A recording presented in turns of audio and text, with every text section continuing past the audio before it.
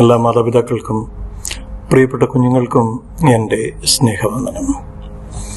കഴിഞ്ഞ ദിവസം ഞാൻ വളരെ പ്രധാനപ്പെട്ട ഒരു ആർട്ടിക്കിൾ വായിക്കാനിടയായി.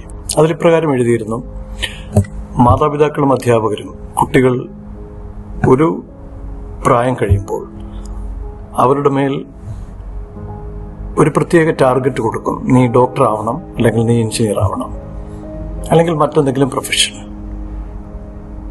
ഈ കുട്ടിയുടെ ആത്യന്തികമായ ഇൻബോണായിട്ടുള്ള കഴിവുകളെ മനസ്സിലാക്കാതെ പലപ്പോഴും ഈ ഒരു ബേർഡൻ കുഞ്ഞുങ്ങളുടെ മേൽ മാതാപിതാക്കൾ കൊടുക്കുന്നത്, അത് തുടർമാനമായിട്ട് അവർ ഇൻസിസ്റ്റ് ചെയ്തുകൊണ്ടേയിരിക്കുകയും ചെയ്യും. എന്നാൽ ചില കുട്ടികൾ ഇത് നേടുവാൻ പ്രാപ്തരല്ല, പര്യാപ്തരല്ല.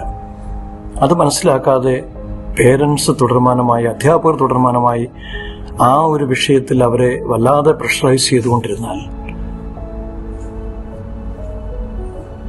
ശാസ്ത്രീയമായ മനഃശാസ്ത്രപരമായ അവലോകനത്തിന്റെ അടിസ്ഥാനത്തിൽ ഇപ്രകാരം തെളിയിക്കപ്പെട്ടിട്ടുണ്ട്: ആ കുഞ്ഞുങ്ങൾക്ക് അതാവാൻ കഴിഞ്ഞില്ല എങ്കിൽ അവരുടെ ജീവിതകാലം മുഴുവനും ഈ നൈരാശ്യം അവരെ പിന്തുടരും.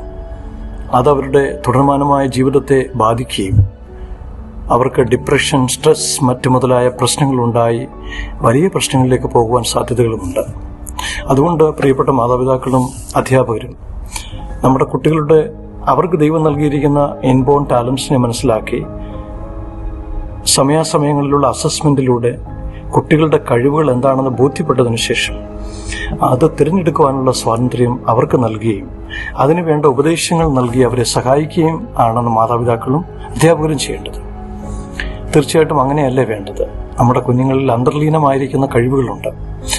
ആ കഴിവുകൾ തള്ളിക്കളഞ്ഞുകൊണ്ട് മറ്റൊന്നിലേക്ക് അവരെ തിരിച്ചുവിടുവാൻ ശ്രമിക്കുന്ന ചില മാതാപിതാക്കളുടെ ആ ഒരു രീതി ശരിയല്ല എന്ന് തന്നെ പറയേണ്ടിയിരിക്കുന്നു.